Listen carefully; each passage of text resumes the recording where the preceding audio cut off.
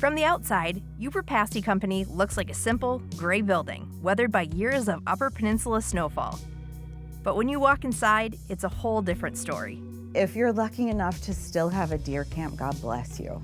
And if you're lucky enough to have the camp or a cottage, if you're a troll, God bless you, are you lucky? The moment you open the door, you're transported directly into the heart of an Upper Peninsula tradition. I wanted to have my own deer camp. I wanted to have a place to hang out. I wanted people to come in here and get the full experience of being a Yooper. Everybody's got their awful Afghan from grandma out at deer camp, you know, when your toes poke through the holes in the middle of the night.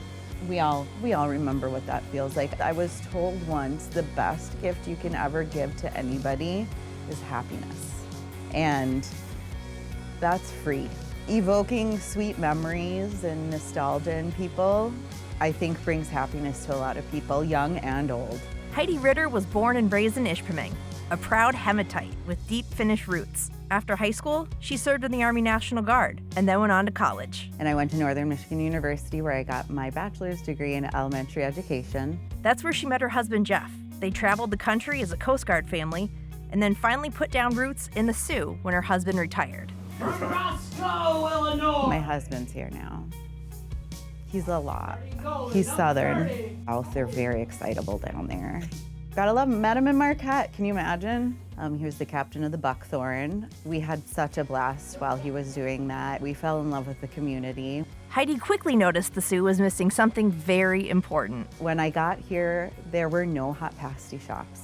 As far as anybody knew, there were no dedicated pasty shops that ever existed here, which is insane, being that once you cross the bridge, people are looking for pasties. It kind of fired me up as a Yooper, I guess. Just really got my gears going where I thought, maybe I could do it. Maybe I could be the pasty person here because I've been making them my whole life. So Heidi and Jeff bought this trailer and they got to work. Baking in Barbeau in the middle of the night, 3 o'clock in the morning, walking across my dirt road with sacks full of pasties.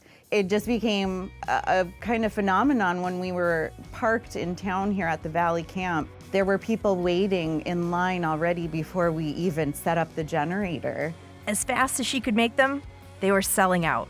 I started making bigger batches, and then we decided right after we got the trailer that we needed to do something that had a kitchen, call our home base and be able to bake pasties. And this opportunity was just blessed and given before us. It was amazing and serendipitous. Like many places in the Upper Peninsula, this building has a history.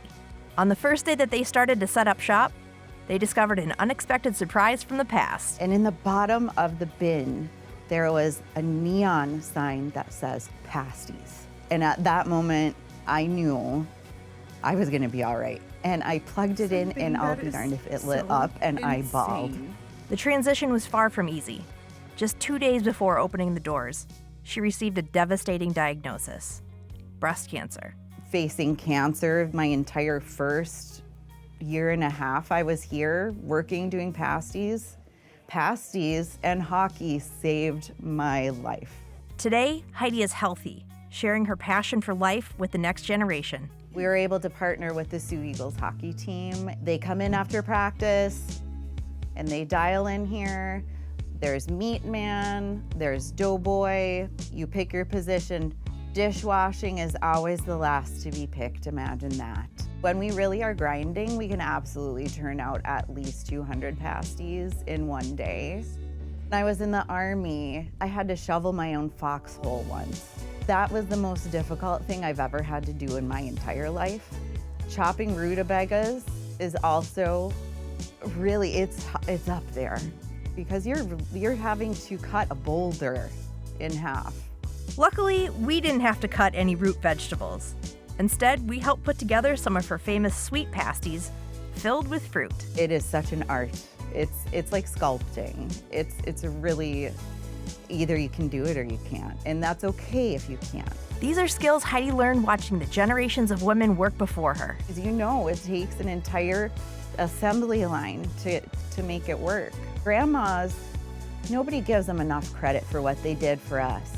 I awoke this inner Finnish grandma in me that's got to get the job done. While the rest of the world debates whether ketchup or gravy belongs on top, Heidi has her own perspective. I say, I don't care what you put on your pasty. Just keep eating them.